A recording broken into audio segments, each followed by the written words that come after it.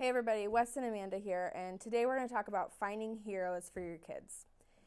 And I don't know about you, but I'm sure there's been a moment in your life with your kid and you're explaining something to them. It's been like an hour conversation at this point, and you're just like drilling this thing into them, whatever it is, a story, a fact, and they're just like not having it. They don't understand, they're not agreeing with what you said.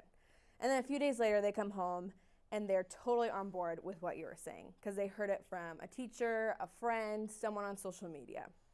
And your kids hear your voice all day long, and they need other Jesus-loving voices in their life to help lead them and guide them.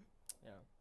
And this is what we believe. Just out front, straight up, we believe as parents, you need to put heroes in your kids' lives who love Jesus like you want to love Jesus. Yeah. And this happened, for me personally, like this was my childhood, from people living in my home to my parents inviting people over for family dinner, not because they were poor and they wanted to pity them, but because they wanted people who loved Jesus in their kids' lives. And so constantly I was around people who loved Jesus with everything they had. And so I didn't just have my parents' voices, but I had other people influencing my life. And the reality is there are so many voices. That's why this is so important.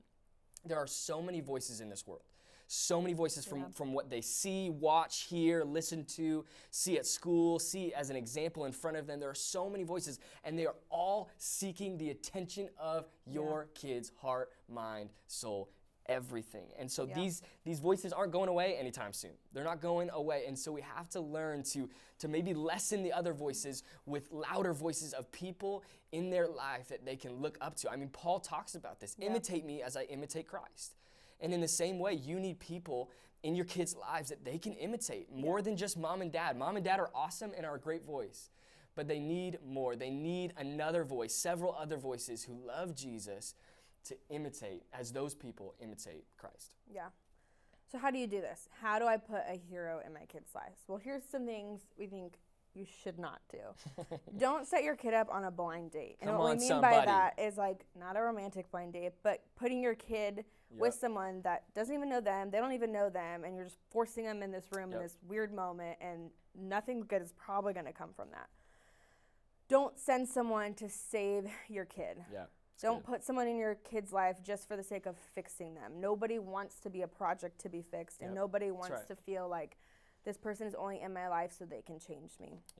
Doesn't make them feel loved, doesn't make them feel seen, and probably isn't going to actually do much impact. So what can we do?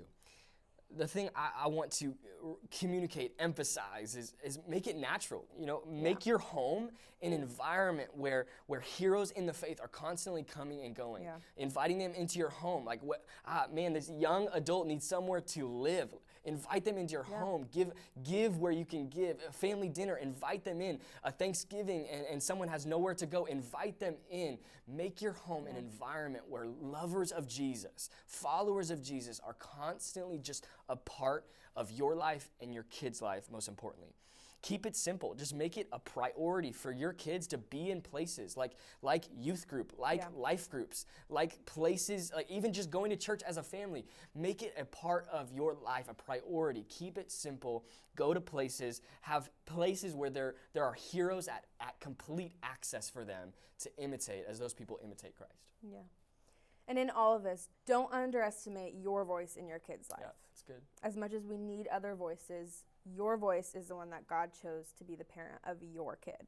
But in the midst of all of that, he gave us people so we don't have to do it alone.